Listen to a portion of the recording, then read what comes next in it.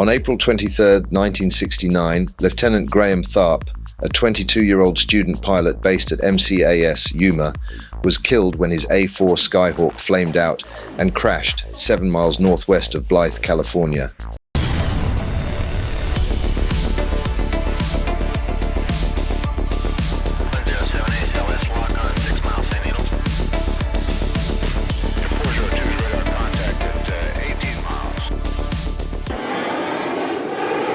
Tharp and his instructor, who was in another Skyhawk, had taken off from Yuma and had flown 80 miles north toward Blythe.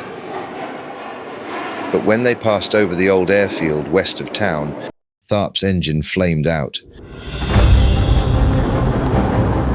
Tharp's instructor told him to bail out immediately, but the two aircraft were flying at an altitude of 8,000 feet. The emergency checklist said if the aircraft was above 5,000 feet, the pilot could attempt to restart the jet engine. If below 1,500 feet and 250 knots airspeed, eject. Throttle, retard. Fuel control switch, manual. If thrust is not regained immediately, proceed as follows. Deploy ram air turbine. Throttle, set to ignition, then idle. External stores, jettison if required. Throttle, cautiously advance. If below 5,000 feet without engine response, eject. Lieutenant Tharp executed those procedures but was not able to restart the engine, so he reached down between his legs and pulled the ejection handle. The canopy blew off, but his seat stayed in place. His only option was to attempt a hard landing on the floor of the desert.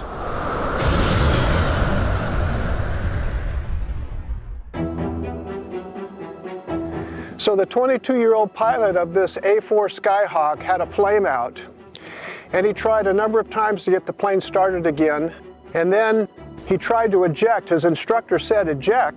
He pulled the ejection handle and the canopy flew off, but nothing happened with his seat.